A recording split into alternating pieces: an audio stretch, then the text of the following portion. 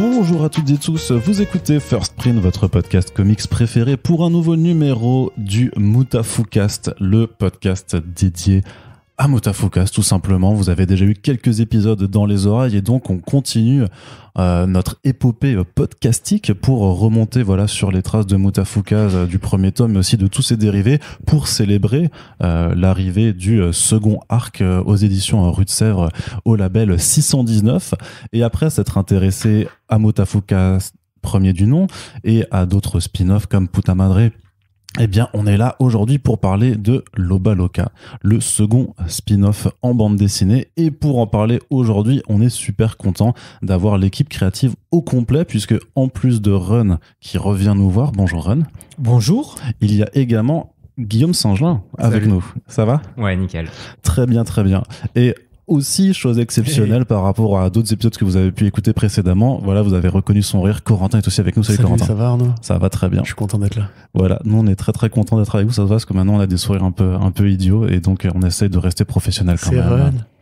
Ouais, c'est ça. Je me demandais qui était cet homme, j'allais chercher la sécurité moi. Non, mais il faut pas, il est essentiel à ce podcast aussi, donc il ne faut pas. Alors on va commencer tout de suite, trêve de plaisanterie, on est quand même là pour parler donc de Loba Loca qui était publié, c'était en 2018, c'est ça. Première question piège. Ouais, j'ai déjà oublié la date. C'est ça, vous avez oublié, c'était il y a quelques années, mais quand 2018, ouais, je crois. Ouais. Et en fait, moi j'ai envie de vous poser une question. Je ramène un Blackie. J'ai envie de vous poser une question juste très triviale, un peu sur l'origine du projet, sur la jeunesse, puisque je te l'ai posé un petit peu en off la question, mais grosso modo donc Loba Loca s'intéresse donc à Guadalupe Mayflower, qui est la fille illégitime de El Diablo. Et tu me disais qu'en fait à la fin de Puta Madre, quand on voit Lizzie qui est enceinte, il n'y avait pas forcément un projet déjà Loba Loca qui était dans votre tête. Donc comment ça s'est monté le projet ? Il y avait une idée globale de qu'est-ce que ça pourrait devenir, mais c'est tout. Je trouvais moi juste intéressant de montrer Jésus qui partait en laissant une femme enceinte, mais j'avais pas forcément l'idée de développer. Je fermais aucune porte non plus, Je me disais ça pourrait être intéressant de développer ça, mais là j'avais pas le truc, si tu veux. Et je vais reposer les bails un peu plus généraux avant de laisser la parole à Blackie. Mais à la fin de MoutaFouCast 5, donc quand il est sorti en tomaison, il y a quelque chose qu'on avait fait avec Blackie qui n'apparaît pas dans l'intégrale, à savoir 4 pages de Félix, un des lutteurs, qui est à Tokyo et qui se retrouve dans une galère un peu mafieuse dans les rues de Tokyo. Et l'idée qu'on avait originale avec Blackie, c'était de développer cet arc sur ce catcheur en particulier. Vu qu'on avait une expérience japonaise, on s'est dit que ça pouvait vraiment être intéressant de placer un gaijin. Donc, d'ailleurs, ça devait s'appeler Super Gaijin. On voulait placer un gaijin. En plus, pour le coup, graphiquement, il a tout d'un gaijin, c'est-à-dire les petits yeux ronds, le gros nez, tu vois, la caricature de comment nous voient les Japonais, tu vois. Et voilà, et faire une espèce de Lost in Translation, mais version catch en fait. Et moi, je sais que quand on était au Japon et pendant la prod du film MoutaFouCast, Ayako, notre traductrice, m'expliquait plein de trucs vraiment super, des mini détails de choses que j'ignorais moi en tant qu'occidental, sur plein de choses, sur par exemple le bruit des cigales. Tu vois, à tel moment, le bruit des cigales change, ça veut dire qu'on arrive au mois de septembre. Enfin, tu sais, tout plein de délires comme ça. Et moi, j'étais passionné. Je me disais, mais ça, dans une BD, ça serait trop bien, quoi. Et donc, quand Blackie avait fait cet épilogue, je crois que c'était 3 pages. Il me semble que c'était 3 pages qui sont magnifiques, d'ailleurs. Ouais, 3 ou 4 pages. Ouais. Je me suis dit, comme on n'a jamais vraiment fait de longs projets avec Blackie, normalement on devait enchaîner sur ce truc-là. Je sais pas si tu te souviens. Ouais, tout à fait. Ouais. J'avais même commencé à écrire et tout, c'est-à-dire du voyage en avion de Félix jusqu'à son arrivée au Japon. Donc il y a des planches de ce projet, des scripts de ce projet quelque part. Ouais, l'incompréhension entre quand il arrive, entre lui, les gens sur place, etc., etc. En gros, tout ce qui a pu nous arriver, nous, en tant que gaijin, au Japon, retranscrit à Tigré, à Félix, avec son côté un peu pâteau, un peu neuneux, quoi, tu vois, en plus, qu'on peut parfois avoir aussi au Japon, d'ailleurs.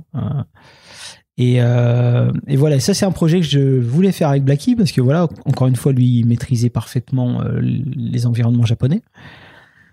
Et ce qui s'est passé, c'est que je sais pas ce qui s'est passé exactement, mais Blacky il était en train de bosser sur un autre projet à ce moment-là. Je sais que t'étais pas dispo, t'étais sur PTSD. Je pense que j'étais sur PTSD et je sais pas, je pense que ouais, c'est vraiment une grosse idée qu'on a eue sur un moment et après on l'a un peu rangé pour diverses raisons un peu au placard. Et c'est vrai qu'après c'est pas ressorti. Je crois que c'est ressorti quand je faisais l'artbook Mutafukaz et je refouillais dans toutes les archives qu'on avait. Je suis retombé sur des dessins de Blacky, de versions qu'il avait faites d'El Diablo, le catcheur. Et je me souviens d'un dessin où je me suis dit, ah putain, là, il a fait vachement jeune. On dirait qu'il a genre 20 ans, 18-20 ans, super svelte, super fier. Je me rappelle, c'est venu de là. Tu sais, le port altier, l'inverse de comment moi je le dessine. Tu sais, presque une taille de guêpe, bien campé sur ses jambes, des jambes hautes. Et je me suis dit, ouais, ce dessin, il est cool. Et assez vite, je me suis dit, putain, ce serait cool, en fait, de faire le fils d'El Diablo. Et d'un coup, je me dis, mais ouais, mais ça aurait du sens par rapport à ce qui se passe à la fin de Puta Madre, quoi. Donc, mon idée de base, c'était, vas-y, on partirait sur le fils d'El Diablo. Donc là, je recontacte Blacky pour lui demander s'il est dispo. Et puis je sais plus pourquoi, je sais plus comment ça s'est passé, mais le fils d'un coup est devenu la fille. Bah déjà parce que à partir du moment où tu contactes Blacky, tu te dis ça serait quand même sympa que ce soit une fille, tu vois. Et puis moi en plus je venais d'avoir ma fille, donc je me suis dit en fait on va faire une fille plutôt qu'un fils, quoi. Ça me paraissait en plus intéressant en termes de narration et de tout ce qui pouvait se passer. Et l'idée de base c'était vraiment de dire ok, il y a un mec qui se prétend fils, donc là pour le coup fille d'El Diablo, et comme lui il a ensemencé la moitié d'Amérique, c'est quoi l'épreuve en fait, tu vois, c'est le pitch original, c'était ça en fait. Puis après on est parti sur un truc un peu plus subtil, un peu plus pensé, quoi, pour faire une sorte de quête initiatique en fait, avec notamment en fait où elle découvre effectivement ses origines et elle apprend, en fait il y a quand même tout un propos sur la colère en fait, sur la maîtrise de sa colère. Donc ça c'est quelque chose c'est un élément qui est quand même assez central et qui est à l'inverse même par exemple de Puta Madre qui était quand même ultra violent et vraiment super vénère. Là vous avez quand même fait quelque chose qui est presque un appel au calme en fait. Ouais, après moi je me souviens aussi que quand tu m'avais vendu un peu l'idée et le projet, il y avait vraiment cette idée déjà dès le début de quête initiatique avec une adolescente et vraiment ce côté très road movie. Et c'est vrai que ça appelle tout de suite à une imagerie, à un feeling, à un mood. C'est la Californie, il fait beau, donc ça veut pas dire que c'est mielleux, mais voilà, il y a directement en quelques mots en fait moi je me projetais dans un truc qui était vraiment très différent de Puta Madre, et c'était ça aussi qui était trippant. Donc faire la Californie en road movie, c'est super chouette à dessiner, quoi. Mais inspire un petit peu du coup de votre propre enfin je sais que toi tu es allé en Californie, t'as fait t'as fait ton propre road trip, donc c'est aussi là, j'imagine aussi, ça, vous étiez tous les deux, donc c'était aussi peut-être une façon de redessiner ça en fait, de me remettre au dessin ce que vous aviez vécu. Ouais, c'est moi ce qui était marrant, même si là on rentre un peu plus dans la production du bouquin, c'est que il y a Ron m'envoyait souvent des photos de ses voyages pour les lieux, des détails, et c'est marrant parce que moi je retrouvais les mêmes photos des mêmes lieux des fois, il y a des détails, il y a la sucette au scorpion que j'ai eu la même phase et tout, enfin donc voilà, on s'est très vite compris. C'est en fait c'est la même complicité qu'on aurait pu avoir sur le projet avec Félix au Japon, c'est que on a passé, mine de rien, quasiment 2 mois au Japon en cumulant les différents voyages. Moi, j'ai vécu après 1 an au Japon, on a beaucoup discuté, donc on était câblés pareil, on avait les mêmes codes, et pour le road trip aux US, c'était pareil, on avait les mêmes codes, les mêmes idées, donc ça matchait très vite, quoi. D'accord, mais il y avait quand même toujours aussi cette volonté de revenir encore sur l'univers des luchadores. Alors, c'est quand même un élément que vous développez, que tu développes à chaque fois de plus en plus. À partir du moment où on démarre de Lizzie, donc de la fille de Lizzie, si elle recherche ses origines qui sont du coup El Diablo, qui est lui-même catcheur, fatalement, T'as l'air tombé dessus. Hein. On allait retomber dessus, mais on voulait aussi s'en éloigner. Si tu veux, on voulait aussi... Bon, ça spoil un peu, mais on voulait... Alors, juste, je me permets de t'interrompre, mais le bouquin est sorti il y a quelques années. On va partir du principe que les personnes qui nous écoutent sont là pour pas forcément juste découvrir le titre, mais aussi savoir tout dedans. Donc on peut spoiler. Donc en tout cas, on va se permettre de spoiler. On dit donc lisez la BD avant d'écouter la suite, tu vois. Mais voilà, l'idée c'est quand même de. Ouais, ça marche. Allez, ça spoil à partir de maintenant. Comme des porcs. Allez. L'idée c'était aussi, c'était clair avec Blackie, c'est que elle pense qu'elle doit marcher sur les pas de son père, alors qu'en fait c'est pas ce qu'elle doit faire. Il faut juste qu'elle trouve sa propre voie. Mais pendant un moment, on va dire qu'elle se fourvoie un peu là-dedans parce qu'elle pense que c'est peut-être, en fait, la gestion de sa colère doit peut-être passer par ça, parce qu'elle comprend que son père lui-même avait cette espèce d'intolérance à la frustration, en tout cas énormément de colère en lui qu'il n'arrivait pas à exprimer. Et elle se dit, il a réussi à l'exprimer grâce à la lucha libre. Donc c'est certainement ça aussi que je dois faire. Sauf que elle, c'est pas son truc en fait. Parce que justement, cette confrontation, elle n'arrive pas à y faire face et ça la rend encore plus en colère. Donc clairement, c'est pas ce qu'il lui faut. Voilà, ça c'était une des bases, un des piliers du récit quand on a commencé à en parler. Ouais, c'est vrai que même sans rentrer profondément dans comment elle se perçoit psychologiquement, c'est que en fait c'est juste une ado qui est paumée et finalement le premier truc qu'elle trouve comme un guide, un truc qui va un peu la guider dans ses prochains mois, prochaines années de sa vie, c'est ce père mystérieux. Et finalement c'est assez facile pour un ado qui est un peu paumé de se dire bon allez, je vais prendre cette voie là parce que elle se donne à moi et je vais y aller. Puis mais c'était ça qui était intéressant qu'elle se fourvoie, parce que je sais que moi j'ai eu des retours de lecteurs où on m'a dit genre j'aurais bien aimé que ce soit un shonen de catch. Et surtout, ça en prend la direction au début. Ça finit en finale des Worlds, tu vois. Mais justement, je trouve que c'est ce contre-pied-là qui est cool, c'est que on pense que ça part dans un truc de lucha libre et finalement, c'est pas du tout ça, quoi. Ouais, parce qu'il y a vraiment une montée, jusqu'à son premier match, en fait, qui se passe pas bien, mais jusqu'à ce moment-là, on se dit, c'est bon, ça va sur cette trajectoire, ça va être un Rocky ou il y avait cette idée de Rocky aussi dans les références, dans les idées. Il y avait vraiment le début, c'est un Rocky, Rocky-like, hein. Un Creed. Ouais, notre rêve, c'était aussi Creed.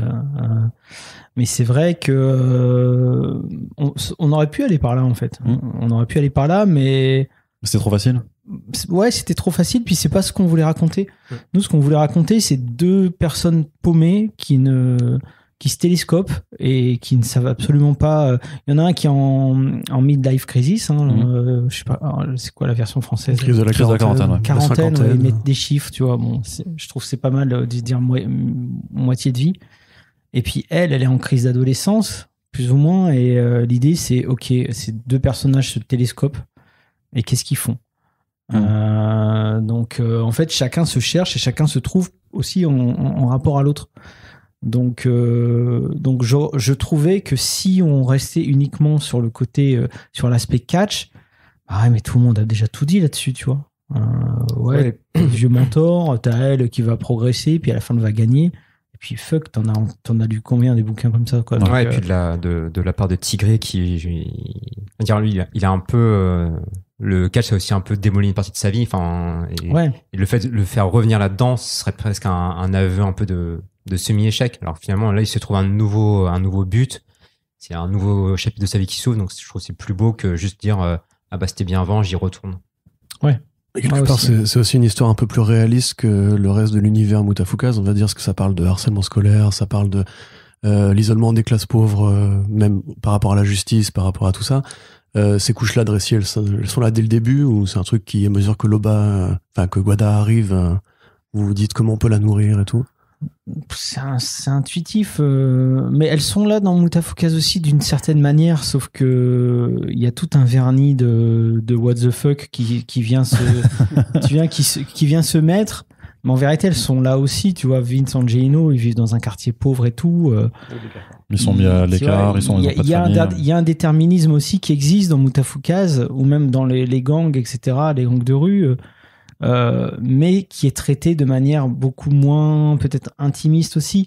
Là, l'avantage, c'est que dans un spin-off comme ça, c'est pas un bouquin choral où tu dois raconter à la fois plein de persos, et en plus, tu dois raconter des enjeux qui sont bigger than life au fur et à mesure. C'est vrai que là, t'avais pas des contraintes de montres religieuses géantes à faire. Non, venir, voilà, tu là t'es chill en fait. T'es avec 2 personnages, tu te concentres juste sur les personnages et puis du coup, ben t'as l'occasion aussi de développer des aspects un peu plus, tu vois, des strates inférieures du background politico-social, sans en faire des caisses non plus. Hein, mais tu vois, c'est juste présent. Après, c'est pas une volonté particulière dans le Baloka, ça vient naturellement en fait. Mais dans tout ce qu'on fait, il y a ça déjà. Après, c'est vrai que c'est plus ou moins invisibilisé par la couche de what the fuck, mais en vérité, dans tous nos BD, il y a déjà comme ça une lecture. Ouais, puis je pense que ça donne aussi un corps à l'univers de Mutafuka. Ce qui est intéressant, c'est que en lisant Mutafuka et après Puta Madre et le Baloka, on a vraiment l'impression de vivre dans un monde qui est global. Il y a des gens, tout le monde ne se bat pas contre des montres religieuses dans ce monde-là. Il y a des gens qui ont une vie normale et qui... Donc c'est ça qui est intéressant, je trouve, c'est que ça donne vraiment de la vie en fait et de la cohérence à l'univers parce que ouais, il y a des moments qui sont intimes, il y a des moments il y a des gens qui ont des vies qui sont plus simples que se battre contre la fin du monde quoi. Ouais, puis je pense que cette sensation que tu as de te dire c'est plus réaliste, je pense intuitivement que ça provient des réseaux sociaux. Je sais pas quel âge t'as. 30 ans, donc t'as beaucoup grandi quand même avec Internet. Je sais pas si tu as eu beaucoup de souvenirs de l'ère pré-Internet, mais du coup, peut-être que c'est ça qui te fait dire ah ouais, c'est réaliste parce que justement, dans le Baloka, il y a l'apparition des réseaux sociaux qui n'existent pas dans le lore de Mutafuka habituellement. Et ça, effectivement, ça crée du coup une proximité avec le monde d'aujourd'hui.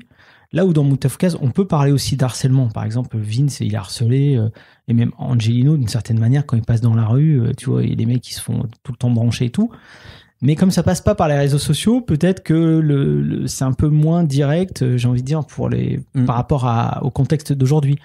Là où dans MFK2, la suite, il y a l'apparition des réseaux sociaux et peut-être que ça va te paraître aussi encore plus actuel, plus moderne et plus contemporain, avec un discours peut-être plus politique, alors que le discours il est là aussi dans l'ancien arc, sauf que dans l'ancien arc il y a zéro technologie et du coup tu fais peut-être moins le lien avec ce qui se passe aujourd'hui. Est-ce qu'il n'y a pas aussi le contexte scolaire qui fait, parce que certes le harcèlement que peuvent connaître Vince et Lino par rapport aux gangs et tout ça, bon, c'est pas tous forcément fait harceler par des gangs ou des groupes dans la rue, alors que techniquement, on a tous été au collège ou au lycée, et il y a quand même moyen qu'on a tous été à un moment, qu'on se soit fait bully ou qu'on ait vu des gens se faire harceler. Donc peut-être que c'est aussi pour ça que ça s'ancre forcément dans un vécu pour beaucoup plus de monde. Mais moi, je pensais aussi pas juste pour les réseaux, même si je trouve ça intéressant parce que ça accompagne aussi la sortie du bouquin ensuite, même par rapport justement au côté santé mentale de Guada, ou à ce côté tranche de vie en fait, qui fait qu'il n'y a pas ce côté explosif ou très rythmé, très musclé, film d'action, etc. Là on est plus, comme vous dites, sur la rencontre de 2 personnages qui sont en souffrance d'une certaine façon tous les deux, et la famille qu'on recompose, justement comme Creed était peut-être plus réaliste que les Rocky qui étaient des récits un peu plus tonitruants, plus héroïques, etc. Où justement là, moi ce qui m'a fait rire, c'est quand je l'ai lu, je me suis dit Ron, il a essayé de parodier le cancer en fait de Rocky Balboa en filant la chiasse à El Tigre. Du coup, il y a ce côté, même ça en fait, le côté bigger than life du cancer, de la maladie. On va en faire un truc un peu plus calme. Juste, il a un problème ou alors intestinal. En vérité, je pensais même pas tant à ce cancer de Rocky. Moi, c'est un problème qui m'était tombé dessus. Tu vois, le stress des années. Bon, à ce moment-là, ça allait mieux. Mais si tu veux, j'avais déjà fait une espèce de retour sur ce problème. Je sortais d'une période extrêmement stressée et j'avais énormément de douleurs au ventre et tout. C'était un truc de fou. Je savais pas ce qui m'arrivait. Et je me suis nourri. De toute façon, dans toutes les BD qu'on fait, on se nourrit de notre propre expérience. Donc, je t'avoue qu'à ce moment-là, je me suis même pas dit, tiens, je vais parodier la maladie de Rocky. Je me suis juste dit, c'est un mec vieillissant, il a des problèmes de mec vieillissant, et puis je vais me reposer sur des trucs que j'ai connus et que j'ai eus, avec l'issue en plus favorable que j'ai eue, et je vais le retransposer à cette histoire. Encore qu'à un moment, je sais pas si tu te souviens, dans les tout dernières cases, je t'avais dit, on fait quoi avec Tigré ? T'avais hésité, sur... Il voulait le tuer. Hein. J'ai hésité, je me dis, ça pourrait quelque part être beau qu'il y reste. Et puis on a hésité, on en a parlé, et puis Blacky voulait rester quand même sur une note sur quelque chose de plus positif. mais Alors. moi, tu vois, des fois, je suis un peu, je peux d'un coup me dire, allez, On le bute. merci, au revoir. Tu vois, les portes de l'ascenseur sont fermées. Elle est super rassurante. T'inquiète, ça va bien se passer. Puis d'un coup, on apprend que ça s'est pas bien passé. Moi, c'est le genre de truc. C'est quoi, aussi. c'est l'idée de le faire mourir pendant l'opération ou juste de lui dire, parce qu'il te restait quand même 4-5 planches pour lui dire, bon, bah en fait, t'as un cancer, tu vas crever. Mourir pendant l'opération. Ah ouais, d'accord, ok. Ouf. Ouais. Bah après, mourir pendant une coloscopie, c'est chaud quand même, non? Bah, ça peut arriver, Ah ouais si t'as une masse graisseuse qui fait que. Ok. et un cœur fatigué et tout. Ouais, c'est vrai, non, c'est vrai. Il me semblait que c'était quand même une opération relativement bénigne, mais ok. Ouais, bénigne, mais t'es quand même endormi. Et puis si t'as un cœur fatigué, bon, en général, ils te prennent ton taux d'oxygène et tout, donc ça devrait bien se passer. Mais non, on s'est dit non, ça serait cool. Ça aurait été quand même super violent. Ça aurait été violent. Ouais, mais moi, tu vois, la super violence, ça me dérange pas parce que dans ta vie quotidienne, un coup de fil en pleine nuit qui t'annonce un truc horrible que t'as pas anticipé. Ouais, ça arrive, ouais, bien sûr. Bah, ça arrive, quoi. Donc, mais par contre, je me suis dit aussi, bon, s'il y a des gens qui se retrouvent dans Tigré et qui d'un coup se disent, allez, vas-y, je vais aller faire un examen, voir ce qui m'arrive. J'aime autant pas leur montrer que, bah, voyez, lui, il a fait un examen pour se rassurer, puis il est mort, quoi. Donc, non, c'était aussi l'idée de rester positif, et puis voilà, quoi. C'était plus intéressant aussi, je pense, pour le récit de dire, bon, allez, tout se passe bien. Ouais, et puis comme on disait, c'est presque un récit de tranche de vie, et moi, je trouve que ça aurait donné un côté très dramatique au final, finalement, alors que l'histoire est pas si dramatique de manière générale. Hein, donc, ça aurait été presque un changement de ton qui, pourquoi pas, hein, ça peut se faire, mais je trouve qu'il aurait été un peu, peut-être un peu trop, ça aurait été une rupture un peu trop forte. Surtout finir là-dessus, quoi. Genre, allez, fin le bouquin, je trouve ça sec. Mais peut-être que les gens auraient, entre guillemets, plus compris, parce que je sais qu'il y a des gens aussi qui ont dit, qui avaient l'impression qu'il n'y avait pas de fin. Tu vois, et peut-être là, avec la mort d'un personnage, ils auraient été repus, ils auraient dit, bon, bah ouais, ça se finit comme ça. Mais en même temps, encore une fois, moi, mon idée, c'est aussi je trouvais qu'on avait raconté ce qu'on avait à raconter, à savoir la rencontre de personnages, voilà, et qui trouvent leur voix, en fait, voilà. À partir du moment où chacun trouve sa voix, on a raconté ce qu'on a raconté, on n'a pas besoin de repartir dans des trucs et tout. Et puis encore une fois, c'est un peu comme à la fin de Puta Madre, j'avais pas forcément anticipé une suite, mais ça laisse une porte ouverte qui est pas négligeable pour la suite éventuelle de quoi que ce soit. Enfin, tu vois, je sais pas trop. Il y a pas de plan, comme je te l'avais déjà dit. Il y a pas de plan, il y a pas de stratégie particulière. C'est vraiment de la rencontre, c'est vraiment de l'énergie. Et puis on sait pas ce qui peut se passer, mais pour l'instant, en tout cas, voilà, clairement, il y a pas de suite à l'Obaloka. C'est possible qu'on les retrouve dans l'arc de Mutafukaz, mais il n'y a pas de suite à proprement parler à ça, quoi. Et peut-être qu'on se retrouvera dans 5 ans pour dire, bah, en fait, du coup, le nouveau spin-off, bah, c'est marrant, t'avais dit il y a 5 ans qu'il y aurait pas de suite, en fait, si. Mais par contre, j'envisagerais jamais sans Blacky. Parce que pour moi, Blacky, là-dessus, il est co-auteur à fond de balle, et c'est un des rares auteurs avec lequel je fais pas de storyboard, tu vois. C'est sa mise en scène. Il y a des indications dans le script. J'ai peut-être storyboardé 4 pages sur les 200, je sais pas combien. Mais ouais, c'est inenvisageable de faire le Obaloka avec quelqu'un d'autre que Blacky, quoi. Mais justement, par rapport à votre travail mutuel, il y a quand même eu une première phase peut-être de développement d'univers, bah, notamment pour le personnage de Guadalupe. C'est comment vous avez fait vos recherches alors pour comment on design un personnage Alors, dans les détails exactement comment ça s'est passé, je me souviens un peu. Moi, j'avais dit petite, peau blanche, fesses hautes. Ouais, ça, il m'avait donné une description. Il y avait ce côté un peu cheveux en bataille, un peu. Elle a un petit côté un peu sauvageonne, tu vois. Donc ça, c'est vrai que tu l'avais précisé. Mignonne, mais pas non plus canon de beauté. Voilà, il y avait, je sais pas si dès le début on avait mis ce truc-là, mais bon, on évoque très rapidement qu'elle a un passif de gymnaste, enfin en tout cas qu'elle a fait ça un peu quand elle était petite, donc forcément ça joue un peu sur le corps aussi. Il y a ce côté un peu latina de El Diablo, et puis en même temps elle a la peau blanche de sa mère, donc voilà, ça c'était un peu les indications textuelles. Et finalement on l'a trouvé assez rapidement, je crois que j'ai pas fait non plus des tonnes de recherches.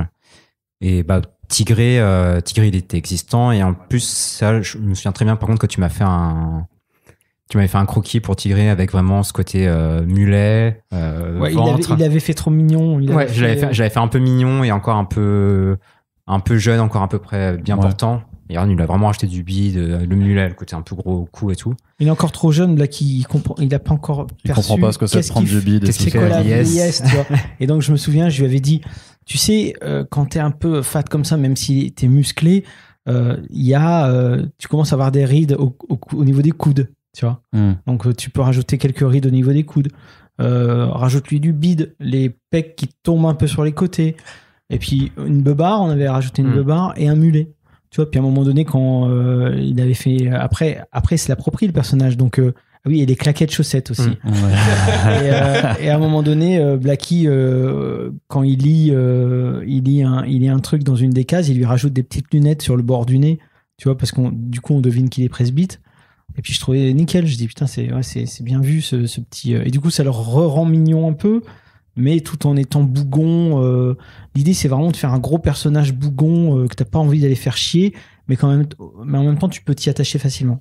Ça, c'est le grand bourru au grand cœur. Le gros bourru au grand cœur. Ouais, au grand cœur, ouais.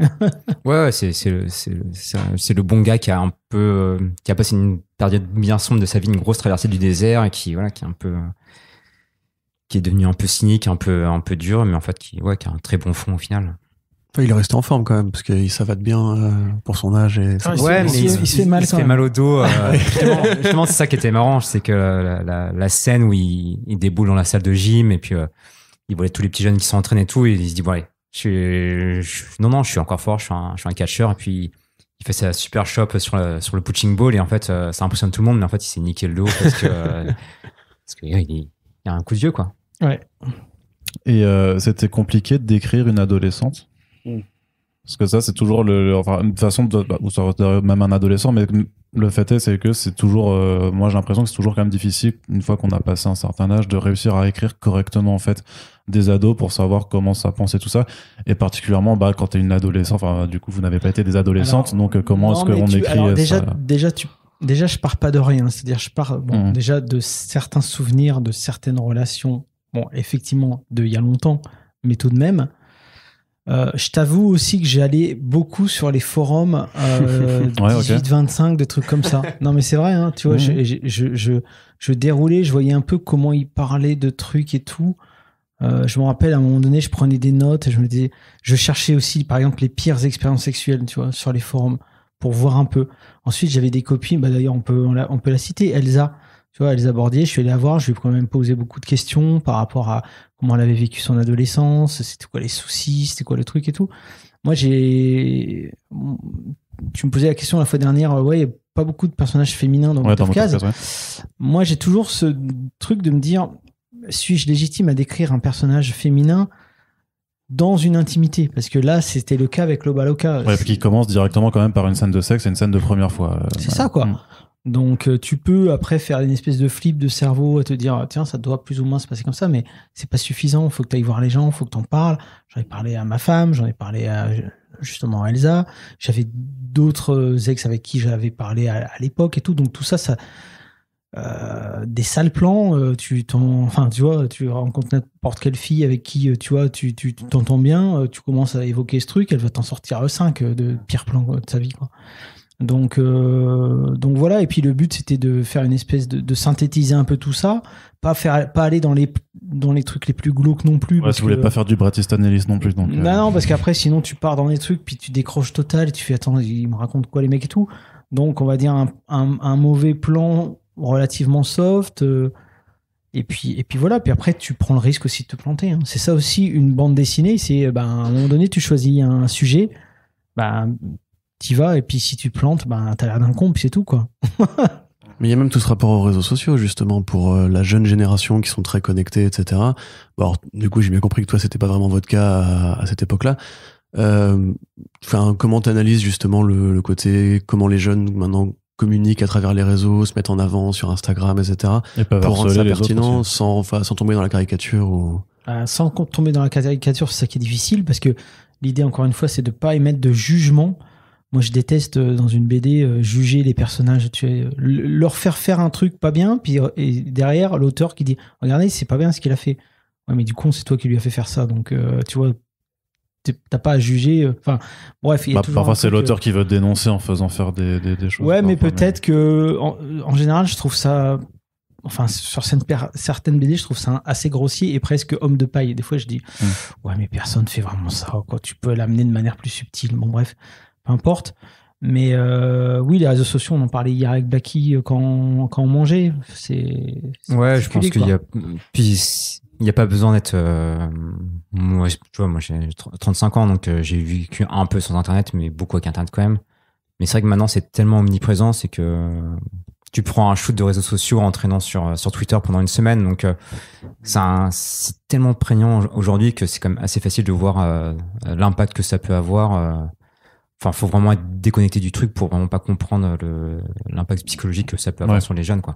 Mais ouais, c'est ça, parce qu'il faut quand même aller regarder ce qui se passe auprès des jeunes, parce que, comme dit, même nous, on est à peine plus jeunes et on n'a pas vécu avec les réseaux sociaux au collège et encore même pas au lycée. Enfin, moi, j'ai découvert ça en sortant du lycée.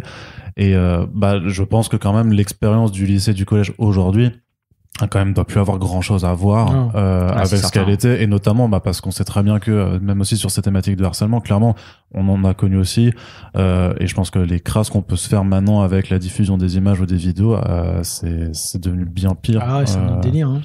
que avant. Donc, c'est pour ça, et à un moment donné il y a ce truc qui me tient un petit peu à cœur dans la BD, c'est que elle reproche à sa mère de mettre des photos d'elle quand elle est petite, tu vois. Parce que moi, c'est un truc que je ne comprends pas. Votre enfant, c'est pas à vous, tu vois. Votre enfant, c'est votre enfant. Du coup, tu juges, là. Oui, mais pas dans la BD, parce que dans la BD, on comprend que la mère puisse le faire, si tu veux. Mais c'est une manière de dire, tu vois, ça met en danger l'enfant, quoi. D'une certaine... Alors, peut-être pas là, à un instant T, tu vois. Je comprends que les gens sont fiers de leur gosse et veulent le montrer sur les réseaux sociaux et tout. Mais cet enfant-là, après, va grandir, tu vois. Ça va devenir quoi, cette photo de bébé quand il aura 18 balais ou 16 ans et qu'il va commencer à avoir ses premiers harcèlements à l'école, on va lui ressortir ce truc-là. Enfin, tu vois. Enfin, je trouve qu'en termes de responsabilité, il faut un peu éduquer aussi quand même les parents par rapport à ça. Moi, je sais que je suis toujours gêné quand je vois des gens qui mettent en photo leur enfant sur les réseaux sociaux. Honnêtement, voilà. Après, je ne les juge pas en disant c'est bien, c'est mal. Je considère que c'est pas responsable. Tu vois, après, le bien, le mal, pour moi, c'est vraiment des concepts qui ne te parlent pas. Pas tant que ça. Okay. Du coup, tu serais plus El Tigré qui, en arrivant à l'église, est choqué qu'il y a un écran aussi jusque-là dans... J'ai été ce Tigré. Je suis arrivé dans l'église, j'ai vu... Attends, on parle de spirituel et il faut faire des dons, tu vois. En même temps, on vit avec son époque, tu vois. Mais effectivement, dans cette église, elle existe, cette église. Et puis, il y a un truc comme ça de dons... numérique, quoi, tu vois. Après, c'est normal, hein, on est en 2022, quoi. Mais ça me fait toujours bizarre de me dire, ouais, en fait, il y a ce côté religieux, ancestral. On parle beaucoup de spiritualité et tout, puis tu te retrouves avec un routeur, tu vois, Internet, tu peux payer avec ta carte bleue. Bon, tu dis, où va cet argent, d'ailleurs? Enfin, bon, bref, mais bon, c'est comme ça, quoi. Puis il y a un autre élément qui est assez récurrent dans la BD, qui au final est au départ un peu présenté juste comme un élément de décor, mais qui va avoir toute son importance dans le développement ensuite de l'histoire. C'est la télé-réalité. Il y a quand même la maison des secrets, qui est, il y a Secret Story en fait dans le Balok. Ouais, c'est marrant parce qu'au début, pour le coup, justement, c'était vraiment un petit running gag, un petit détail sur les 2 premiers chapitres. Voilà, on voulait mettre une émission sur laquelle les filles se retrouvent, machin, mais ça a pris de l'importance vraiment par la suite. Il devait quand même aller chercher Dex dedans, mais c'était une étape parmi C'était une petite étape, ouais, dans l'histoire où le final devait pas être aussi dramatique dans la maison des secrets. Ouais. Il devait juste récupérer Dex là-bas et finalement tout s'est un peu combiné sur ce lieu, quoi.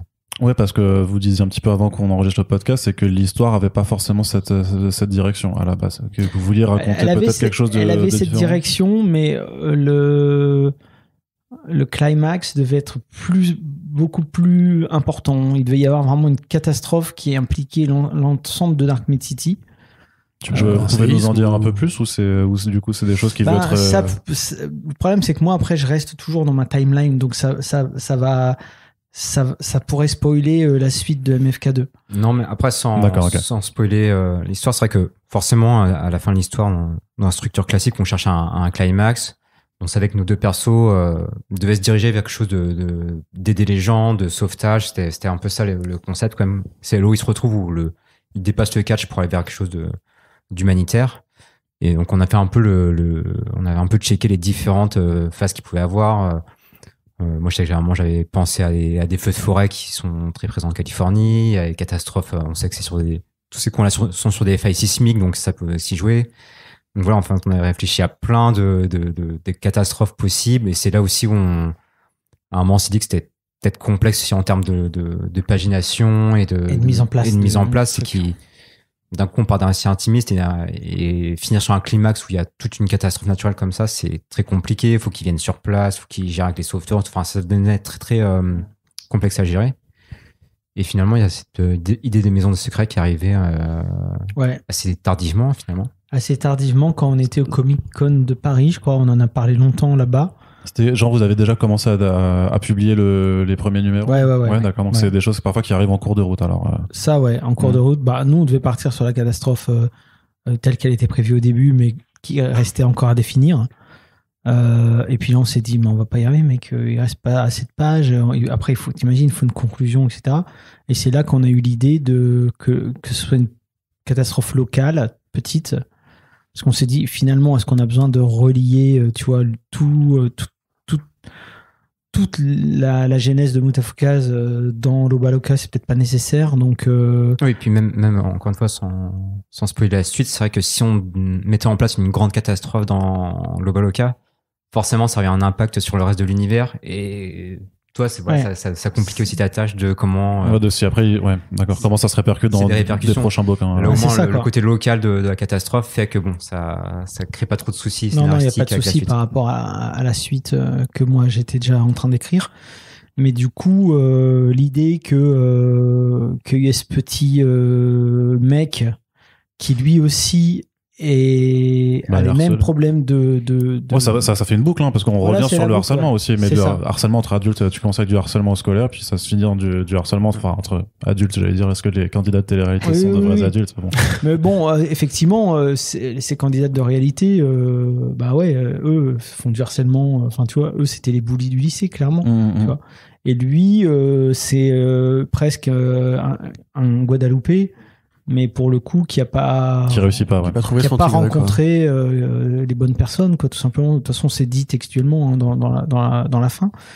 Et là, on a trouvé que ça pouvait bien boucler, quoi. De toute façon, c'est un peu ça qu'on voulait raconter aussi, mais là, du coup, tout était beaucoup plus clair dans la narration. Donc, on s'est dit, ah bah oui, tiens, on va faire une espèce de personnage miroir à Guadeloupe qu'elle va essayer d'aider, entre guillemets, avec ce qu'elle a appris ou cru apprendre.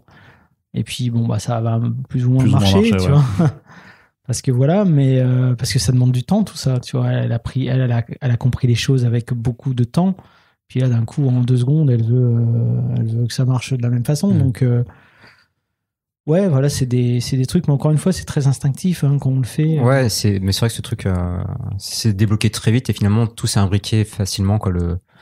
Ce personnage miroir qui fait la boucle, même le fait qu'on évoque très rapidement sa backstory qui fait référence vraiment pour le coup au premier arc de Mutafukaz, c'était cool aussi. Donc ça a bien marché. Et effectivement, le fait que Guadeloupe essaie de l'aider, mais de manière un peu brute, comme tu dis, elle a pas encore tout assimilé, tout ce qu'elle avait appris durant son voyage. Je trouve que ça correspond bien aussi au personnage elle reste positive, mais aussi très impatiente, très impulsive. Et elle a perdu sa colère, mais elle garde quand même son énergie. Ouais, elle a quand même toujours des failles, en fait. L'idée, c'est pas forcément de transformer ton personnage. Elle est pas devenue parfaite en 200 pages, quoi. C'est important de conserver tes failles chez les personnages. Et je sais pas si tu te rappelles la ref pour le personnage, parce qu'on l'a cherché pendant un petit moment, lui. Hein. Je me souviens plus c'est quoi. Harry Potter et Elijah Wood. Elijah Wood. Ah, ouais, putain, évidemment. C'est vrai qu'il fait Oui, très léger ouais, Wood bah de oui. Sin City en plus. Ah oui, c'est ça. Clairement, mais justement, parce que je sais que tu fais souvent des recherches aussi, et après c'est vraiment une scène mineure dans toute la BD, mais quand même cet échange entre candidates de télé-réalité où est-ce que tu peux être ensemble, enfin, si mon mec me trompe, peut-être que c'est pas mon enfant. Mais tu sais, T'as regardé combien d'heures des anges pour. Mais tu sais que j'ai envoyé c'est des trucs que je trouvais sur Twitter, ça. Parce que tu peux pas les inventer si tu veux. Là, Non, pour non, le non, coup, ouais. tu peux pas les inventer. Et je prenais des print screens et j'avais que l'embarras du choix. Je me dis, est-ce que je peux trouver des trucs plus cons que ça? Et puis même, des fois, il y a des trucs, c'est tellement teubé que ça te met même le doute de te dire, est-ce que je comprends sa phrase? Attends, ah d'accord, c'est ça qu'elle veut dire. Oh là là, oh ouais, putain, ok. Vas-y, c'est bon, celle-là, je la garde. Tu vois, il y a plein de trucs super fous. Et je m'étais même dit, si jamais les gens me disent, ouais, putain, c'est peut-être un peu caricatural, de leur ressortir les tweets en question, tu vois. Ouais. De les mettre dans des cahiers de recherche, sinon pour dire, regardez, en fait, ça existe vraiment. Après, bon, c'est pas bien d'afficher les gens dans une Et à un BD non moment, plus, je voulais d'ailleurs que toutes les conversations dans la Maison des Secrets soient des tweets. D'accord. Ouais, mais je suis pas allé jusqu'au bout du concept parce que à un moment donné, il faut aussi que ça soit cohérent entre chaque case. Ouais, puis ça grille le cerveau peut-être, je sais pas. Mais Ouais, non, à grille force le de passer cerveau, trop d'heures c'est, sur le Son cerveau Twitter est- sombre. Son cerveau est déjà grillé. Le Oui, cerveau, j'imagine. il est grillé, blindé, il y a tout ce qu'on veut. Ouais, c'est vrai qu'on y reviendra dans un autre épisode, mais vu les recherches que tu as dû faire pour NFK2, ouais, j'imagine qu'effectivement, tu as dû passer des heures rigolotes quand même dans les sombres recoins d'Internet. Tu disais avant quand même sur votre méthode de travail que c'était que Guillaume Saint-Jean, du coup, c'est un des rares artistes avec lesquels tu fais pas de storyboards. Donc, est-ce que vous pouvez un peu nous parler juste de votre méthode de travail? C'était vraiment alors Et Florent aussi. Florent, il fait ses propres storyboards. Ouais. Bah, moi, je sais que la première fois qu'on a bossé avec Run, c'était sur le Doggy Bags 2, sur The Border, En tant que scénariste. en tant que scénariste, ouais. Ouais. Là, j'ai été quand même déjà relativement autonome, mais je sais qu'il y a beaucoup de scènes où Run disait, non, alors tu vois, la voiture, elle passe là, donc la caméra sera plutôt comme ci, comme ça. Et c'était assez...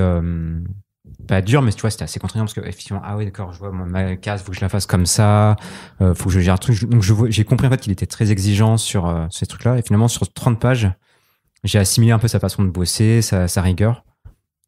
Et en fait, après, sur les suites des autres projets, en fait, très vite, j'étais très autonome sur le truc. Moi, c'est un truc que j'adore faire, la mise en scène. Hein, c'est quasiment le truc que je préfère.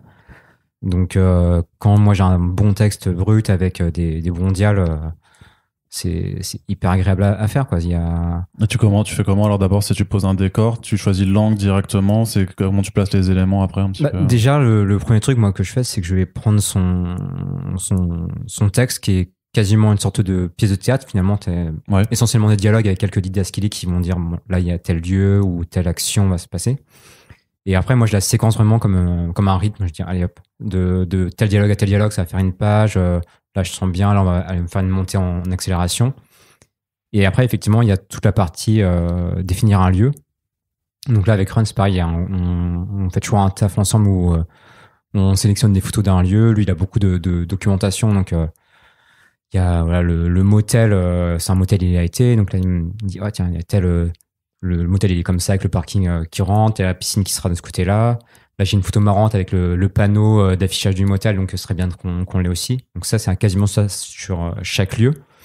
Donc après, voilà, moi, je le redessine un peu comme un petit plan, et effectivement, après, je place ma caméra dedans, je vois comment je peux faire circuler ma caméra dans ce lieu, et puis après, ça roule, quoi. Mais c'est vrai qu'il y a un gros travail préparatoire sur le lieu au début, quoi. Puis aussi qu'en termes de séquentialité, tu dois savoir vraiment sur combien de cases tu vas pouvoir faire dérouler une même action. Et là aussi, j'imagine qu'il y a des choix à faire. Par exemple, moi j'ai une scène que j'aime beaucoup, c'est quand Goda s'énerve et casse la gueule à la meuf qui la harcèle au lycée. C'est d'avoir du coup, est-ce que tu l'as fait sur une planche, sur deux, combien de cases tu fais. Ça aussi, t'avais toute liberté alors pour parce que elle prend cher en plus. Tu vois, tu sens que ça dure. En fait, tu fais durer la scène parce que tu dis là.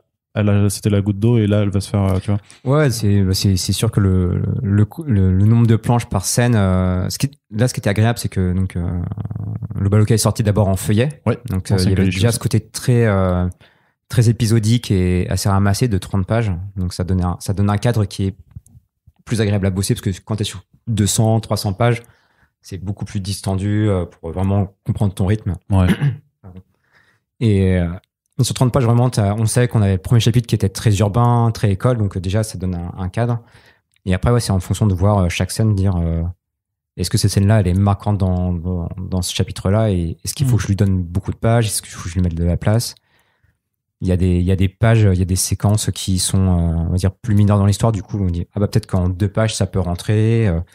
Donc après, c'est un gros travail de puzzle, c'est un Tetris, en fait, où il faut tout imbriquer, et pareil, quand je démarre une page, bah, je me dis, bon, ok, la première case, ça va être, elles vont se croiser dans le couloir et il faut que la dernière case, faut qu'il y ait le premier coup de poing qui arrive dans la tête, tu vois. Et donc, ok, j'ai ma case 1 et ma case finale.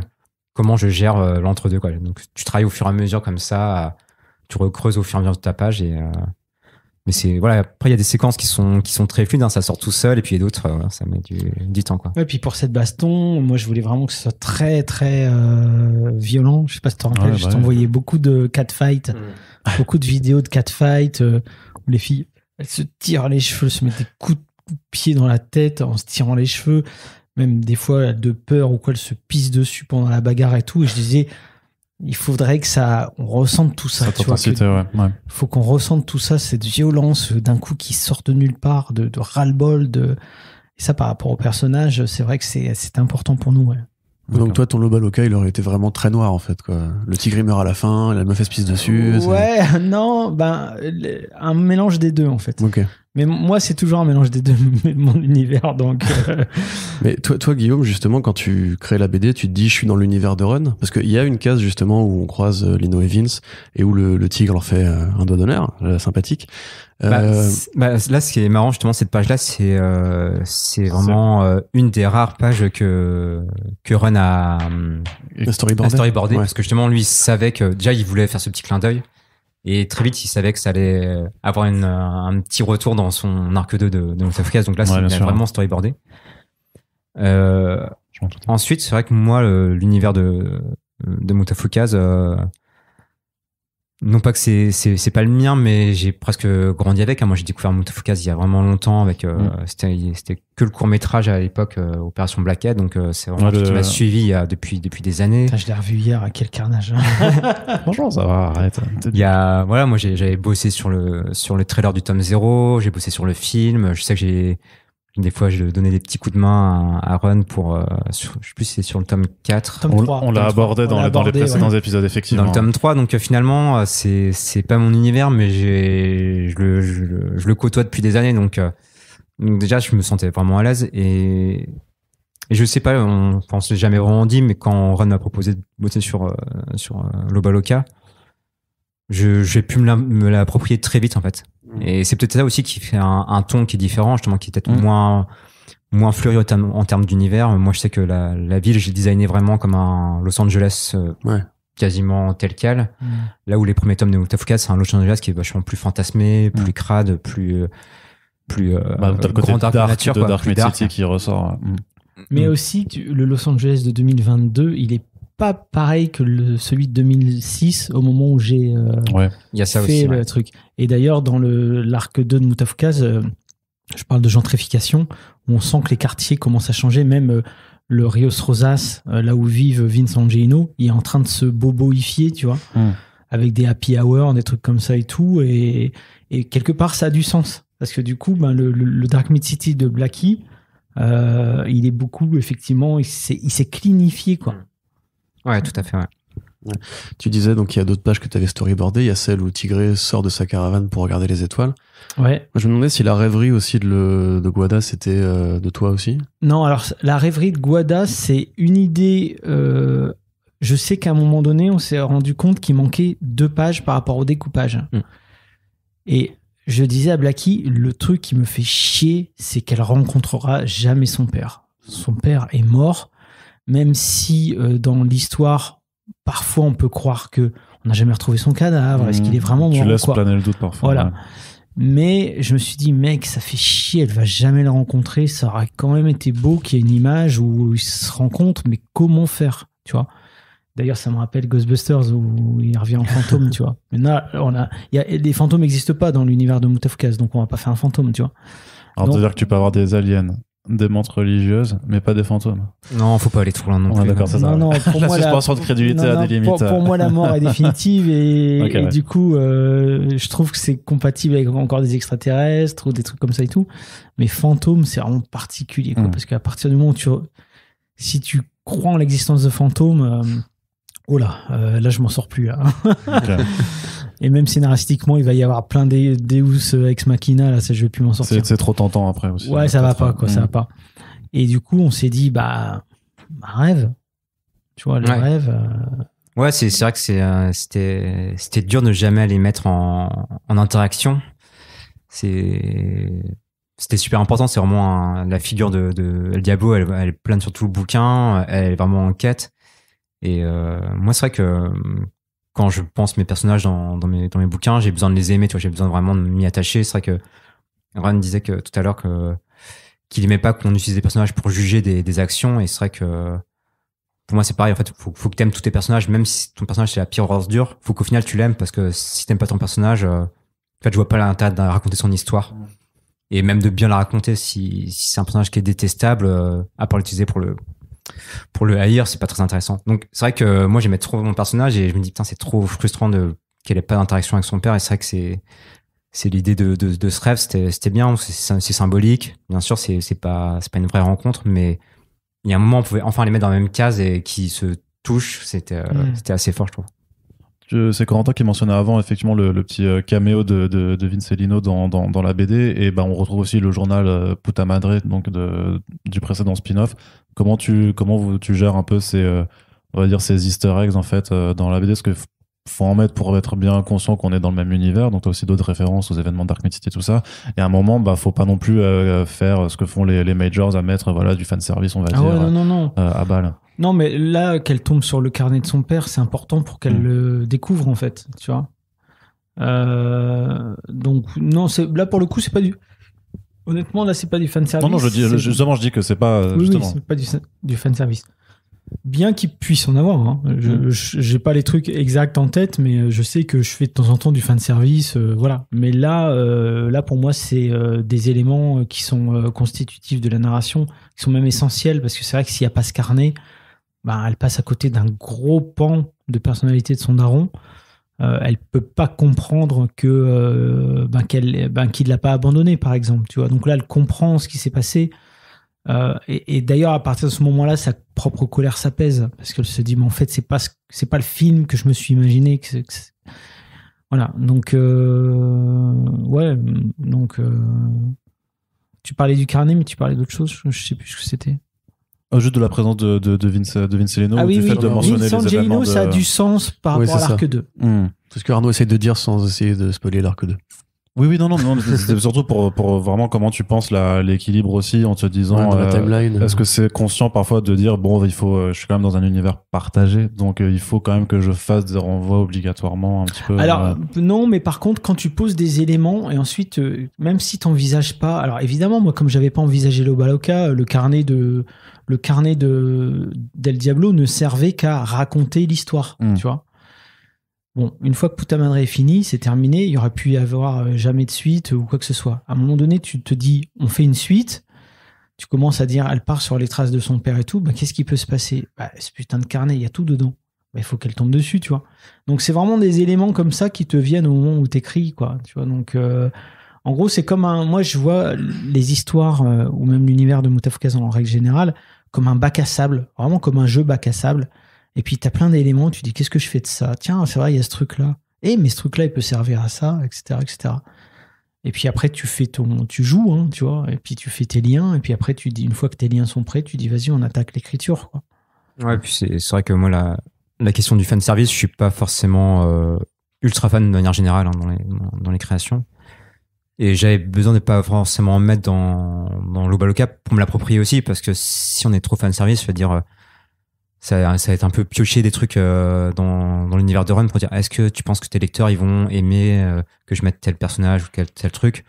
Non, moi je voulais que ce soit aussi un peu mon bouquin, tu vois, c'est un peu mon bébé aussi, donc et moi je pars d'une ardoise qui est vide, et donc voilà, donc le but c'était pas vraiment pas de faire des références pour faire des références, quoi. C'est vrai que le carnet c'est vraiment, je pense, le plus gros lien, Et encore une fois, si cette histoire-là, elle se lit aussi indépendamment de tout le reste. C'est c'est un truc qui éclaire beaucoup sur la suite de Puta Madre, sur la suite et sur presque une préquelle de l'arc 2. Mais c'est une histoire qui se lit aussi sans rien savoir de tout ça, quoi. Ouais, complètement indépendant. De toute façon, il y a plein de gens qui ont découvert l'univers de Mutafukaz par Lobaloka. Hein. Ouais, c'est assez drôle. À rebours, en fait. Ouais, complètement à rebours. Et c'est marrant, c'est que je me rends compte que finalement ça marche. Ce que j'ai mis en place, ça marche. C'est-à-dire que les gens prennent plein de portes d'entrée pour arriver à l'univers Mutafukaz. Et puis, il y a même des gens qui ont lu Lobaloka, Puta Madre, Muta 86 et toujours pas la série mère Mutafukaz, tu vois. Et moi, ça me va très bien.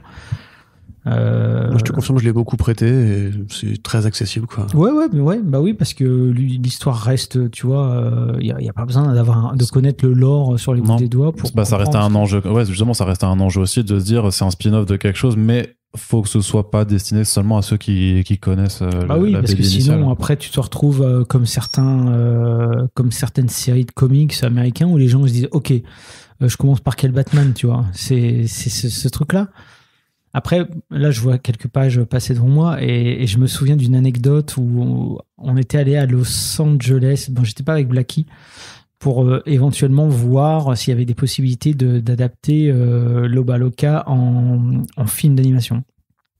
Et je me souviens précisément d'un comment. Bon, après, vous verrez si vous le gardez ou vous. On aime les anecdotes aussi, clairement. Et je me souviens qu'à un moment donné, j'ai eu affaire à un mec, il regarde et tout, je lui pitch le truc et tout, il fait ouais, c'est super intéressant, ouais, c'est un peu intéressant, mais par contre, un homme, en plus un tigre, avec une jeune fille dans une voiture, ça va être difficile. Hein, ça va être difficile. Pourquoi ?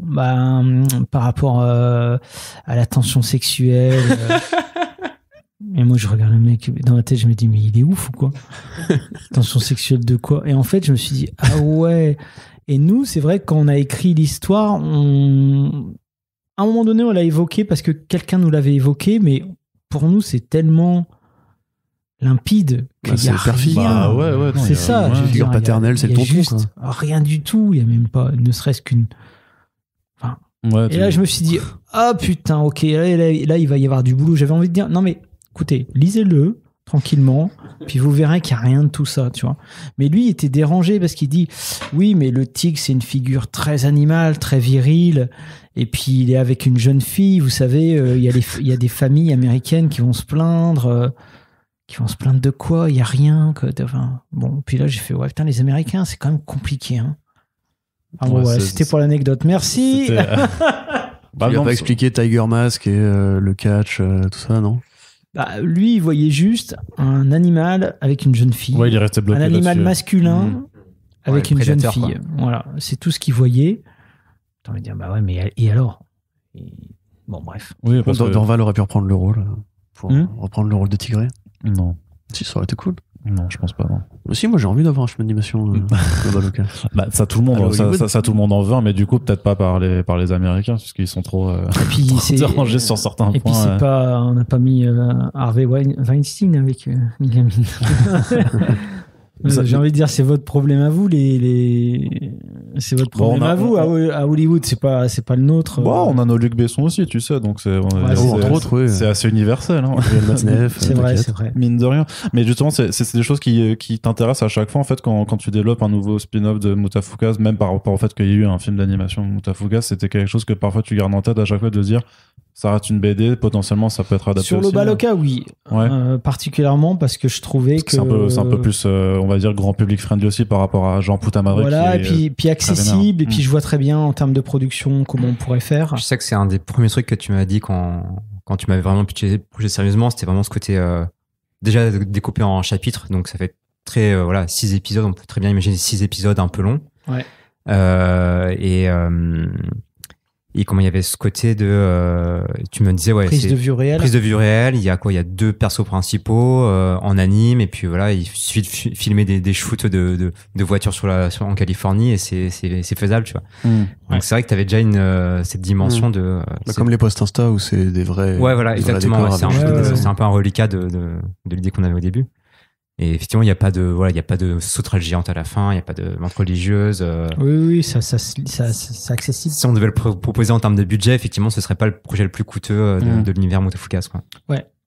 Donc d'accord, mais c'est pas forcément quelque chose qui est en travaux ou qui a été non, qui est pas en travaux. discuté. Non, je t'avoue, moi, ce genre de réaction, ça me refroidit un peu. Ouais. Puis j'ai envie de me dire, bon, là, je lui parle du truc comme ça au débeauté. Si on commence à vouloir vraiment en faire un projet, bon, il faudra faire un dossier, un truc clean et tout. Là, je t'avoue, on déboule comme ça, on lui met la BD devant les yeux, puis on lui fait le pitch. Donc, lui, il fait avec ce qu'on lui dit aussi, et puis les images qu'il a devant les yeux, quoi. Après, ce que je trouve fou, c'est qu'en ayant ces images dans les yeux, il pense à ça.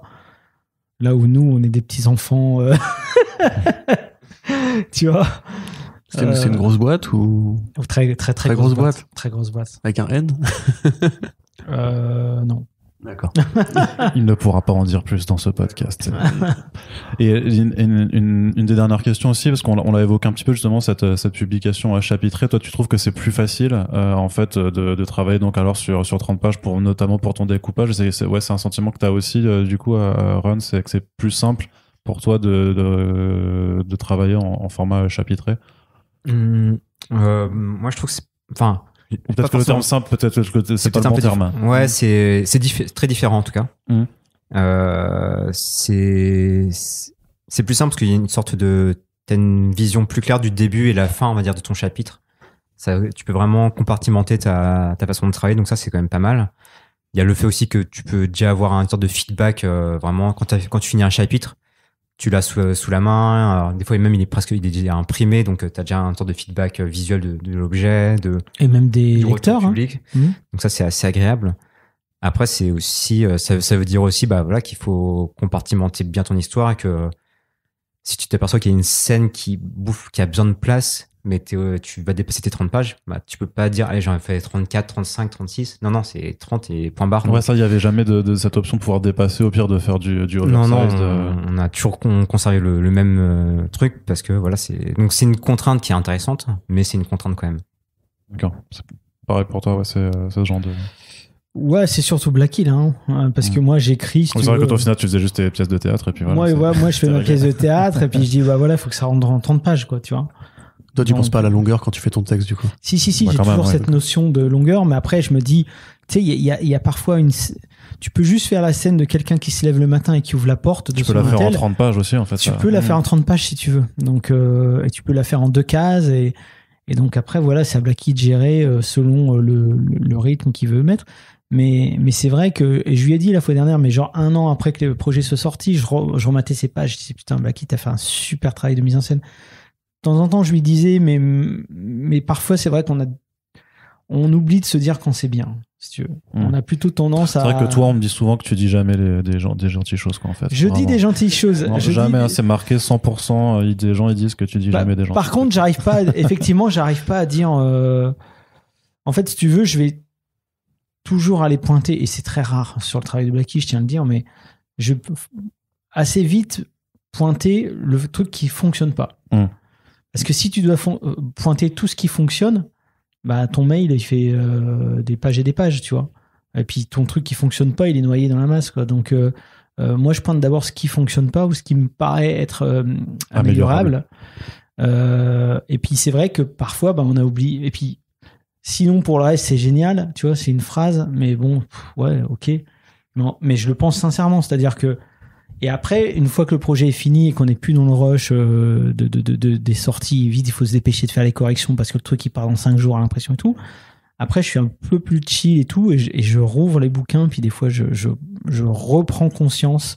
Parce que là, je sais que je dois plus me câbler en mode correction ou même moi, mes propres corrections de texte. Parce que moi, après, quand les dessins sont faits, parfois, je me dis, peut-être je l'avais pas imaginé comme ça, cette scène. C'est pas grave, je vais modifier mon texte. Et là, mon texte, je me réadapte. Donc, Blacky fait sa mise en scène. Ensuite, moi, je réadapte parfois mon texte pour fitter parfaitement à la mise en scène de Blacky. Donc, si tu veux, t'as pas le loisir de te dire putain, c'est tellement beau ou ça marche bien ou quoi. Et c'est vraiment après, quand tout est fini, tout est corrigé, tout est imprimé. tu rouvres les trucs et là tu te dis ouais putain ça fonctionne bien, et des fois genre il s'est passé 1 an, je lui renvoie un message en disant putain cette planche elle est super, putain t'as vraiment fait un taf de ouf et tout, mais après coup c'est peut-être un peu tard. Guillaume, tu lui réponds ouais bah c'est bon, c'était il y a 2 ans. Non, parce que moi c'est l'avantage, ce qui est bien de Boussac Run, c'est qu'il est auteur, il est dessinateur, donc on se comprend, tu vois. C'est vrai qu'il y a parce que moi c'est pareil, hein, mes bouquins en général je les relis une fois vraiment complètement, mais peut-être 1 an après la sortie du bouquin, parce que sinon c'est trop frais. C'est trop frais, tu vois trop le sang et la sueur qu'il y a sur le bouquin. Tu t'es déjà tapé 2 ans sur ce bouquin-là, t'as juste envie de passer à autre chose, donc t'as aucun plaisir vraiment. Enfin, t'as le plaisir de dire ok c'est fini, mais t'as pas le plaisir à dire ah je vais me lire une bonne histoire, tu vois. Donc je comprends que ouais ils me disent ça 1 an après, parce que moi c'est pareil, moi j'ai relu PTSD 1 an après. Loba c'est pareil, je le refeuillete maintenant, tu vois, et maintenant je prends vraiment du plaisir à le refeuilleter. Mais c'est vrai que les mois après la sortie, j'étais un peu genre, ouais, non, je vais pas en entendre parler, quoi, parce que. Ouais. Mais il y a souvent ce sentiment chez les artistes, les auteurs de façon générale. En fait, déjà, que vous relisez quand même vos bouquins, parce qu'il y en a qui veulent même pas les relire, en fait. Parce que justement, je vois trop les défauts, en fait, surtout. Et du coup, je me dis, mince, j'aurais dû le refaire. Mais là, je dessine pas, donc je le relis plus facilement que quand c'est mes propres. Ouais, quand c'est tes propres. Ouais, puis même au-delà des défauts, moi, il y a des fois où je me dis, ah merde, là, je me suis foiré, j'aurais pu mieux faire et tout. Mais bon, pour moi, ça fait partie du truc. J'ai moins cette vision d'une œuvre parfaite. Pour moi, l'œuvre, elle se crée sur différents bouquins, et tu t'améliores sur chaque bouquin. Tu dis, ok, là, j'ai vu une erreur, bon, j'améliorerai pour tel livre. Mais c'est juste, ouais, en fait, plus quand tu lis le bouquin juste après, en fait, tu vois plus le temps de travail que tu as passé dessus, les trucs techniques, machin. Tu as juste envie de le lire en profitant de l'histoire, quoi. C'est comme. Puis tu as plusieurs versions. Enfin, je sais pas si ça te fait ça, mais moi, quand je relis. La BD, une fois qu'elle est sortie, fraîchement sortie, j'ai plein de versions de la même planche qui cohabitent dans ma tête. Des modifications que j'ai faites, les calques, tiens, ça, je l'ai changé à ce moment-là. Là. Avant, il y avait la bulle là et tout. Et putain, ça, c'est infect, quoi.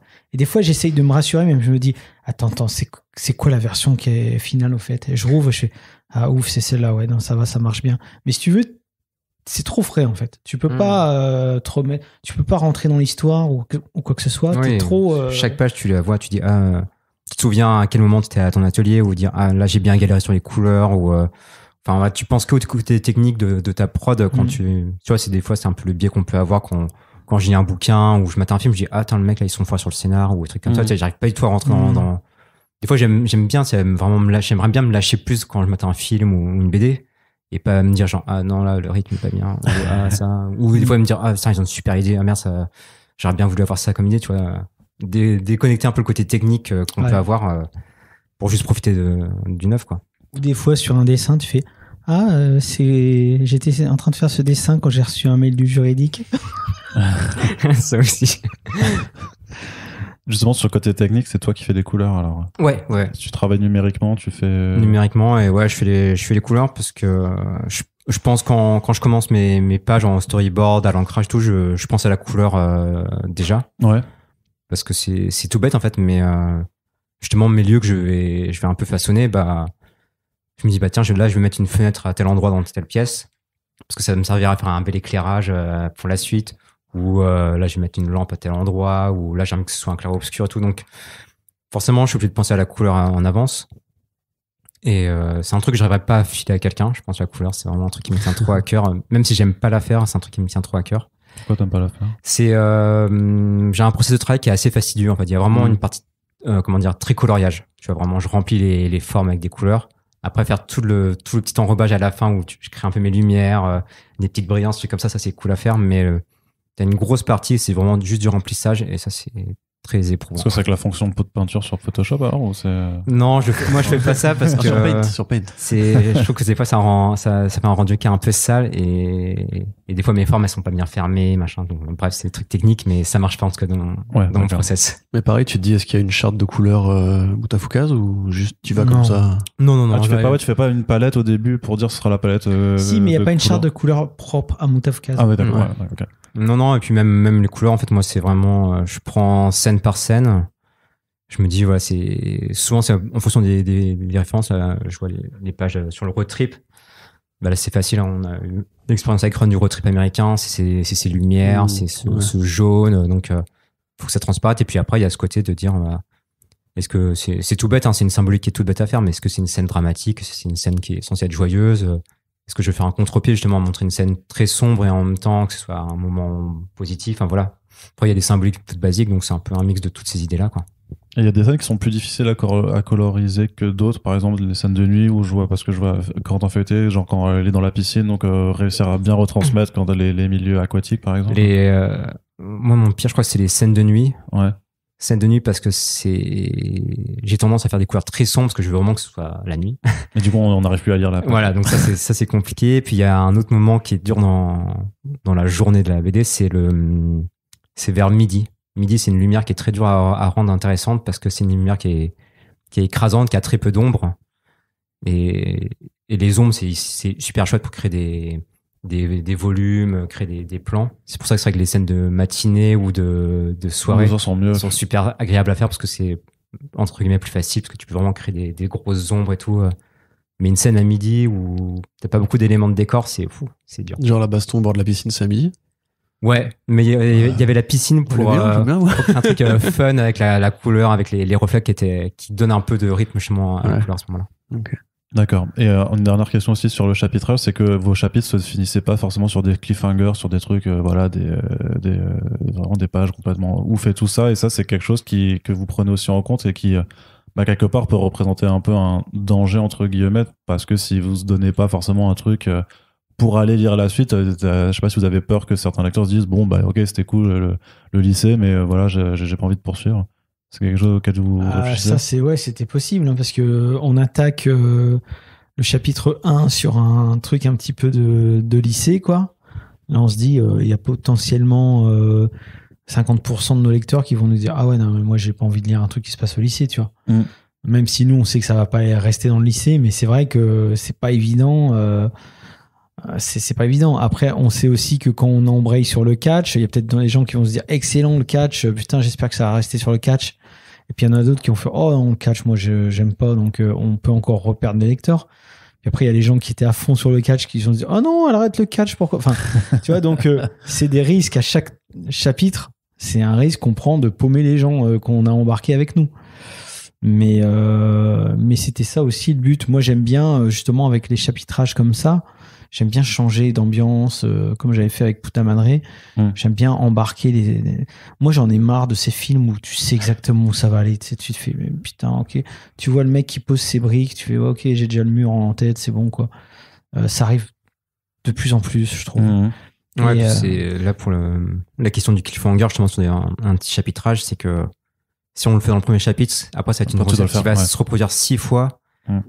Et sur 30 pages, tu vas très vite voir la rythmique du chapitre. Donc, c'est un peu, ça risquerait d'être super redondant. Et moi, je trouve ça bien. Justement, il y a des chapitres où il se passe quasiment rien, ou qui se finissent sur des notes quasiment plates. Mais voilà, après, c'est un risque, hein. Moi, j'ai un peu ce vieux pieu que de faire confiance au lecteur qui va se dire, j'ai quand même envie d'être curieux de savoir ce qui va se passer après.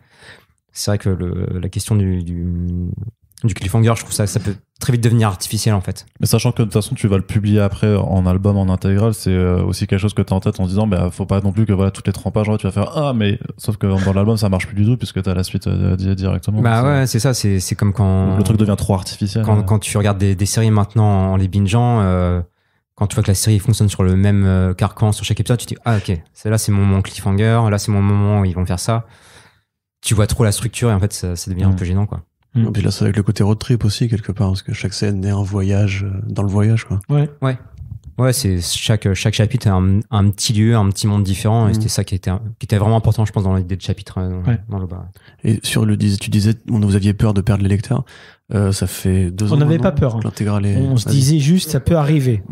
Ça peut arriver. Tu peux le dire, t'étais terrifié, t'étais sous la table, genre. Moi, comme Blacky dit, on a quand même confiance à nos lecteurs, mais on avait cette conscience que ça pouvait arriver. Et justement, est-ce que c'est arrivé? Enfin, est-ce que les retours ont été bons? Est-ce que j'ai pas l'impression que ce soit arrivé.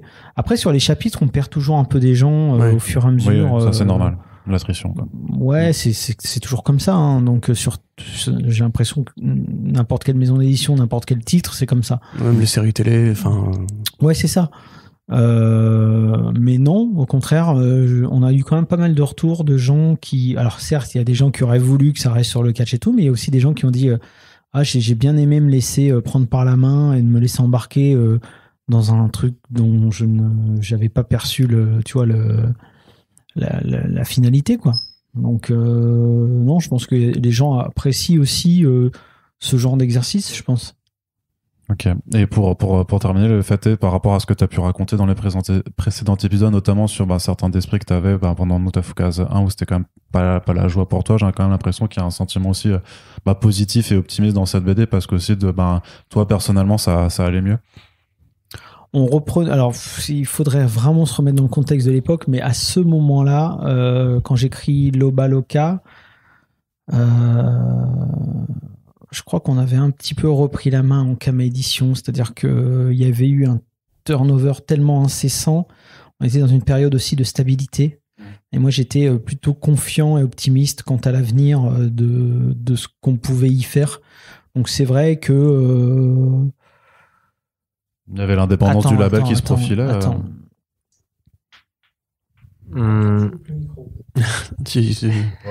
On coupera au montage, t'inquiète.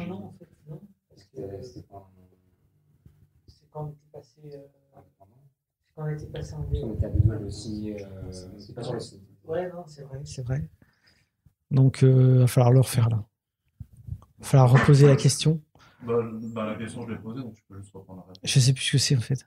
L'état d'esprit. Ouais. Ah oui. L'état d'esprit au moment de Loba Loca, en fait, il est différent. C'est vrai que c'est pile poil au moment où on a pris notre indépendance. Donc là, c'était, j'ai envie de dire, un nouveau fonctionnement. Et moi, c'est vrai que du coup, j'étais, j'étais entre guillemets plus zen, dans le sens où je me suis dit, ok, là, c'est le premier projet de l'indépendance. On va se concentrer dessus. Et puis ouais, effectivement, ça se ressent parce que là, dans ma tête, je me dis, ok, on part vers une nouvelle aventure avec potentiellement du soleil à l'horizon, tu vois. Et ouais, du coup, ouais, je pense aussi que ça se sent. Mais en dehors de ça, moi, je sortais aussi d'une période extrêmement difficile à plein de niveaux, à la fois personnel, sentimental, professionnel, avec des décès, etc. et tout. Et j'avais aussi besoin moi-même de peut-être un peu de fraîcheur. Et puis je voulais pas non plus embarquer Blacky dans des plans, tu vois, dans des bails sombres, quoi, tu vois, genre viens, on va faire un Doggy Bags horrible. Donc je voulais aussi que Blacky il soit content du projet et qu'il se dise pas putain, il m'envoie dans des trucs que j'ai pas envie, quoi. Donc ouais, il y avait tout ça qui se mettait en place et puis ouais, ça se ressent, je pense, sur le projet quand même. Ok. Et MFK2, t'es déjà en train de germer ou t'es déjà en train d'être écrit aussi alors? C'est juste pour anticiper les prochains épisodes qui arrivent. Il était en gestation. En gestation. Ok, très bien. Juste, j'avais une dernière question. Le truc du catcher gaijin, c'est toujours une idée qui existe ou? Moi, alors, je vais répondre à la place de Blacky. Après, Blacky, il dira ce qu'il en pense. Moi, le truc, c'est que Blacky, je trouve que là, il est, voilà, avec PTSD, avec Frontier qu'il est en train d'écrire, je pense qu'il a envie de raconter ses histoires et j'ai pas envie de venir le perturber avec des trucs genre, tu sais, le tirer par la manche, genre. Tu viens, regarde. Tu t'en souviens faire du catch au Japon. On voulait faire et tout. Je te le dis, si demain tu viens et que tu dis putain, ce truc-là, j'ai vraiment envie de le faire et tout, moi, ça serait avec plaisir, mais je viendrai pas te chercher. C'est-à-dire que je viendrai pas te chercher juste pour pas te parasiter dans la dynamique que tu as en ce moment, à savoir de vouloir raconter tes histoires, d'être ambitieux sur des projets SF comme Frontier et tout. Et tu vois, j'ai pas envie, si tu veux, j'ai pas envie d'être le boulet de mes potes, quoi, si tu veux. Donc voilà. L'info est bien assimilée. Non, moi, non, il y a un truc qui est frustrant en bande dessinée, c'est que moi, j'ai mes envies. Avec le label, il y a plein de trucs qui se montent. On en parle beaucoup de scénar, trucs comme ça, et c'est hyper stimulant. Mais une BD, c'est 2 ans de boulot, quoi. Ouais. Et il suffit que tu aies 2-3 idées, tu dis, ok, rendez-vous dans 10 ans, quoi. Donc c'est un peu dur comme type de rythme. Mais par contre, ce récit-là, de Supagajin, moi, j'aimerais le faire. Je pense que peut-être qu'on en parlera un peu à un moment, mais dans le Low Reader, j'ai fait une histoire express au Japon parce que c'était un peu un petit shoot que je voulais me faire de dessiner un peu du Tokyo. Donc moi, c'est un univers que j'adore. Je pense que ce côté Lost in Translation marcherait hyper bien. Enfin, je le vois déjà. Je le vois déjà comme un récit à Loba Loca. C'est intimiste, mais qui évoque plein de petits détails. Donc ça me ferait super plaisir. Moi, je sais que le moment qui m'avait fait un peu peur sur ce projet-là, par contre, et ce qui me fait toujours peur maintenant, c'est de me dire, ça va être toute la gestion des décors au Japon et tout ce qui est écriture, tout ce qui est typo en fait, parce que là il faudrait que ce soit cadré énormément et ça demande un process de boulot qui est un peu plus fastidieux. Ouais, mais on est une boîte maintenant. Parce que moi j'avais mon tu sais, dans mon idée, je voulais vraiment faire comme nous quand on est au Japon, c'est-à-dire tous les personnages japonais parlent japonais ou dans un anglais approximatif, de manière à vraiment, nous on est à la place de Félix, on se dit on comprend rien à ce que les gens lui disent. Tu vois, et vraiment le perdre culturellement là-dedans. Ouais, c'est ça passerait par un travail de traduction. Oui, puis non, mais même les trucs en français, puis on fait traduire en japonais. Même les enseignes, trucs comme ça qui sont hyper cool au Japon. C'est ce qui fait l'identité du pays aussi. Enfin, en tout cas, d'une vision de touriste. Ce qui fait l'identité, et ça, il faut pas marquer saucisse machin sur un concessionnaire auto, quoi. Donc, Ayako racontait que ça la faisait marrer beaucoup parce qu'il y a le franc-poney au Japon où tu vois des enseignes écrites en français qui n'ont ni queue ni tête, hein. Et elle disait à contrario, elle voyait beaucoup de tatouages japonais sur des corps français. Et elle disait, une fois, elle avait vu un tatouage dans le métro d'un mec, c'était air climatisé. C'était écrit air climatisé en kanji japonais. Et en fait, certainement d'un mec qui maîtrisait pas le japonais et qui avait dû dire c'est joli, un truc genre le vent glacial ou tu vois, j'en sais rien quoi. Il a tapé tempête sur Google Trad et puis voilà. Puis ça a donné ça, il a tatoué ça et c'était écrit air climatisé. Et elle se marre quand elle alors c'est un tatoueur qui a beaucoup d'humour et qui s'est fait un petit plaisir. Il va jamais comprendre. Il risque gros hein, quand même. Mais oui, Blackie veut pas faire ça quoi. C'est cette anecdote là de Ayako qui m'a beaucoup marqué effectivement et qui me fait me dire ok, on peut pas prendre le sujet à la légère, il faut vraiment bien le faire. Donc mais non, après moi c'est un projet on sait pas quand, mais en tout cas moi c'est un projet que j'aime toujours. Donc on garde l'idée en suspens et puis on verra bien si ça se développe. Ok, très bien. Bah écoutez les gars, super, merci beaucoup de nous avoir accordé votre temps pour parler de Loba Loca, donc au sein du Mutafucast, donc Loba Loca disponible au label 619 et chez Ankama, donc toujours en intégrale. Oui. Et bah lisez ça si vous ne le connaissez pas. On espère que le Mutafucast ça vous plaît toujours. On prend grand plaisir à le faire et à vous le proposer. Si ça vous plaît, eh bien faites-le savoir, surtout partagez-le partout tout simplement pour faire découvrir cet univers et pour faire découvrir aussi un petit peu le podcast et puis on vous dit à bientôt pour la suite puisque c'est pas encore fini, on a quelques épisodes en réserve à vous proposer. Merci Ron, Guillaume, vraiment c'était très merci à vous, c'était super cool et puis à très bientôt pour le prochain. Merci.